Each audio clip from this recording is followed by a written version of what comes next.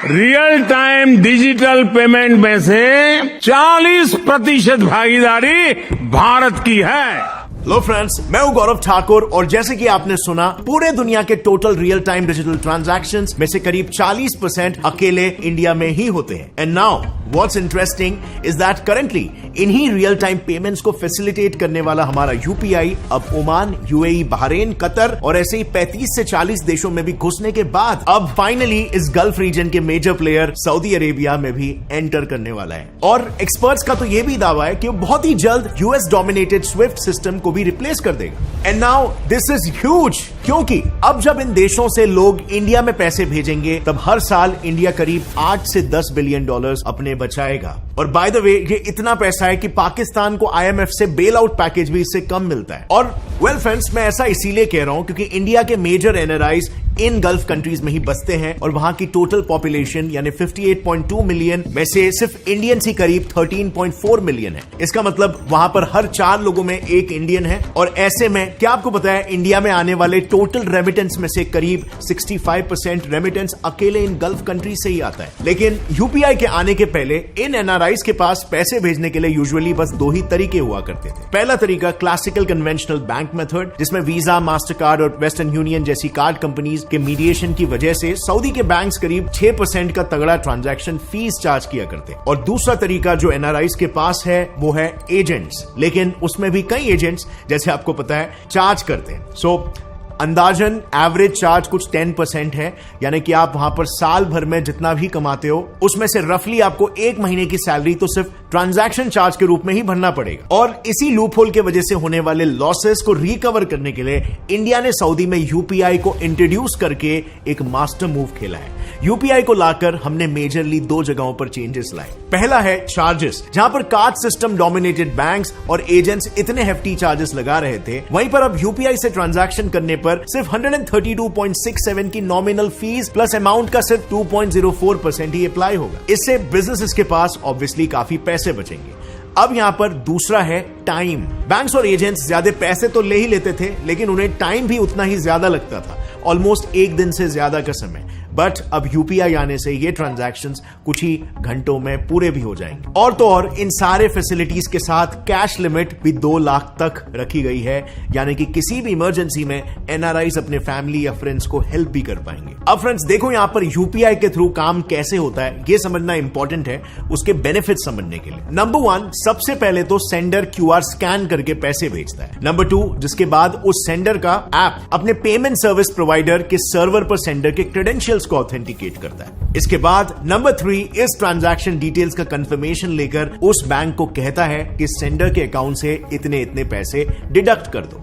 Number 4, फिर bank इस process को कंफर्मेशन उसी पीएसपी को वापस भेजती है। एंड नंबर 5, कंफर्मेशन आते ही वो पीएसपी रिसीवर के बैंक अकाउंट को वेरीफाई करके उसमें पैसे क्रेडिट या फिर ऐड करने के लिए कह देता है। और फिर उस बैंक से इस प्रोसेस की कंफर्मेशन आती है एंड देन फाइनली इस पूरे ट्रांजैक्शन का कंफर्मेशन रिसीवर और सेंडर के यूपीआई एनेबल्ड एप्स पर चले जाता है। एंड नाउ माइंड यू, ये सारा प्रोसेस बस कुछ ही सेकंड्स में हो जाता है, जो बाय द वे आप भी डेली बेसिस पर एक्सपीरियंस करते होगे अगर आप यूपीआई यूज करते हो तो। लेकिन इतना क्विक ट्रांजैक्शन करना ये अकेला रीजन नहीं है जिसके लिए लोग इसे प्रेफर करते हैं। सो फिडेलिटी नेशनल नाम की एक रेटिंग एजेंसी ने यूपीआई को ग्लोबल ट्रांजैक्शंस में फर्स्ट रैंक दिया है, क्योंकि यूपीआई से पैसे सेंड करना is as easy as sending a message. इसकी यूजेबिलिटी और यूजर फ्रेंडलीनेस इतनी ज्यादा है कि किसी को पैसे ट्रांसफर करने के लिए टेक्नोलॉजिकली एडवांस होना कोई जरूरी नहीं है। प्लस यूपीआई ने round the clock availability, speed of settlement and level of support receive from the regulator, इन सभी में 5 आउट ऑफ 5 स्कोर किया है। In comparison Chinese digital transaction interface का इन क्राइटेरिया में स्कोर सिर्फ 2 आउट ऑफ 5 रहा है। सो या डेफिनेटली ये स्कोर हमें काफी प्राउड तो फील करवाता है, बट इस स्कोर में एक दिक्कत है, और वो दिक्कत क्या है इसके बारे में तो मैं आपको बताऊंगा ही। लेकिन यूपीआई ने मर्चेंट पेमेंट से लेकर स्टॉक और फाइनेंशियल मार्केट ट्रांजैक्शंस तक बहुत सारी चीजें इजी कर दी है, और अब आपको स्टॉक्स बाय करने के लिए कई दिनों तक वेट करने की कोई जरूरत नहीं। यूपीआई और डिजिटल ट्रांसफॉर्मेशन की वजह से आप कुछ ही मिनट्स में स्टॉक्स को बाय और सेल कर सकते हो। जीरोधा के फाउंडर नितिन कामत ने खुद कहा कि वो स्टॉक मार्केट में यूपीआई के यूज को लेकर काफी ऑप्टिमिस्टिक है, और इससे इंडिया के मार्केट को कई बेनिफिट्स होंगे। इनफैक्ट मैंने भी आपको कई बार कहा है कि आपको इन्वेस्ट और ट्रेड करना चाहिए, बट हाँ, ट्रेडिंग से पहले आपको ट्रेडिंग की बेसिक नॉलेज के बाद चाइना दूसरा सबसे हाईएस्ट नंबर ऑफ ट्रांजैक्शंस करने वाला देश है, लेकिन अनलाइक इंडिया यहाँ पर मास्टर कार्ड और वीजा जैसे यूएस बेस्ड कार्ड कंपनीज का पेनिट्रेशन चाइना ने रोक रखा है। इसी बीच यूएस बेस्ड फिडेलिटी नेशनल द्वारा चाइनीज पेमेंट सिस्टम्स का पुअर कस्टमर वैल्यू के नाम पर मार्क्स काटना थोड़ा सा सस्पिशियस है। And this makes me think कि जिस तरह यूपीआई अब ग्लोबली वीजा और मास्टर कार्ड की डुओपोली को चैलेंज करेगा, can UPI truly go global? क्योंकि देखो, ये मास्टर कार्ड, वीजा और वेस्टर्न यूनियन जैसे कार्ड कंपनीज बेसिकली क्या है? ये एक तरह के मीडिएटर्स ही तो है। बेसिकली पहले ऐसे होता था कि अगर दो बैंक्स के बीच कोई ट्रांजैक्शन करना होता था तो डोनर बैंक को रिसीवर बैंक के उस पर्टिकुलर कस्टमर के डिटेल्स लेने पड़ते थे। अब ये डिटेल्स अगर उस बैंक ने शेयर किए तो हो सकता है कि डोनर बैंक की मार्केटिंग टीम उस कस्टमर को अपनी ओर ल्योर कर ले, और बस फिर इसी ट्रस्ट इश्यूज के चलते क्रॉस बैंक ट्रांजैक्शंस काफी इश्यूज फेस किया करते। इसे टैकल करने के लिए फिर एस्टैब्लिश हुए वीजा और मास्टर कार्ड जैसे कार्ड कंपनीज। इन्होंने बैंक्स को कहा कि देखो, एक काम करते हैं, आप अपने डिटेल्स हमसे शेयर करो और हम वेरीफाई करेंगे कि किस बैंक के किस कस्टमर से पैसे लेने हैं और किस बैंक के किस कस्टमर को देने हैं। यानी सिंपली पुट, हम बीच में एक मिडिल मैन बनकर सारे ट्रांजैक्शंस की सेटलमेंट को वेरीफाई करेंगे। अब ऐसे में जैसे इंडियन गवर्नमेंट ने यूपीआई लॉन्च किया, it became a direct threat to their dominance. UPI की वजह से आज इंडिया ने डिजिटल ट्रांजैक्शंस में एक बहुत ही बड़ा जंप मार लिया है। लेकिन अब क्योंकि इन ट्रांजैक्शंस का ज्यादातर काम यूपीआई के थ्रू होता है, मास्टर कार्ड और वीजा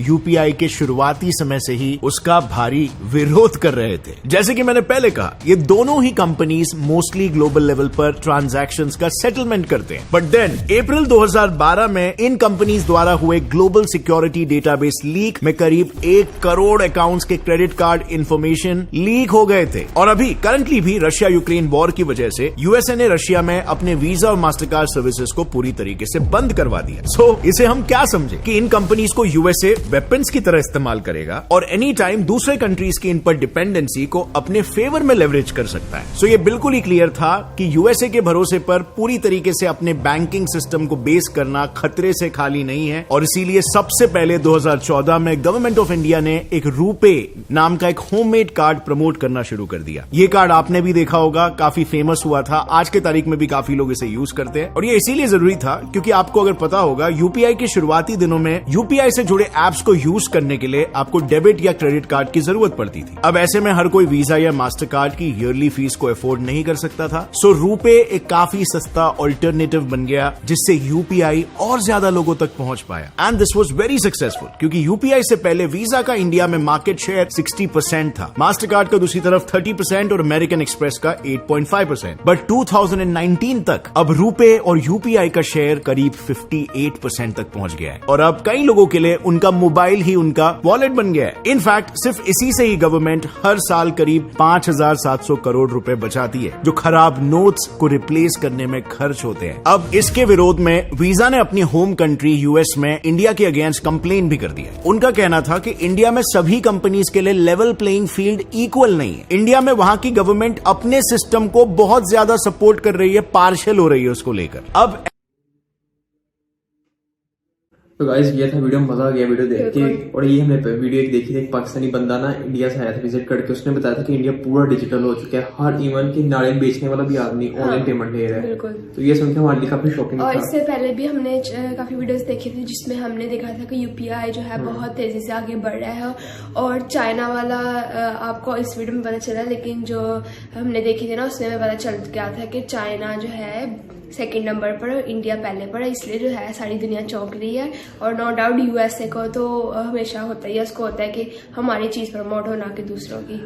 और दूसरी बात है कि मैंने मेजर गोलवाड़ी की वीडियो देखा था तो उन्होंने कहा था कि ये जो टेक्नोलॉजी है, खबर ये है कि यूपीआई ने पूरी वर्ल्ड की ट्रांजैक्शन का 45% ले लिया है, होल्ड कर लिया है, जो कि यूपीआई के थ्रू होता है। और उसके बाद भी master and visa card and western union, ये जाहिर बात है, ये मास्टर कार्ड है, वीजा जैसी कंपनीज बहुत पुरानी है। यूपीआई तो भी नया आया है, लेकिन जितने कम टाइम में यूपीआई ने पूरी दुनिया को अपनी तरफ अट्रैक्ट किया है, ये चीज बहुत इंटरेस्टिंग है। जैसे उन्होंने कहा कि ऑब्वियसली बात है, यूएई या सऊदी अरब या फिर मिडिल ईस्ट में हम देखा जाए तो बहुत ज्यादा इंडियंस काम करते हैं और उनका बेसिक होता क्या है कि वहां से कमा के रिमिटेंसेस इंडिया भेजना, तो उसमें उनका काफी ज्यादा टैक्स करता है। लेकिन यूपीआई के थ्रू 132-134 रुपए बस टैक्स, वो भी इंडियन रुपीज में डिडक्ट होगा।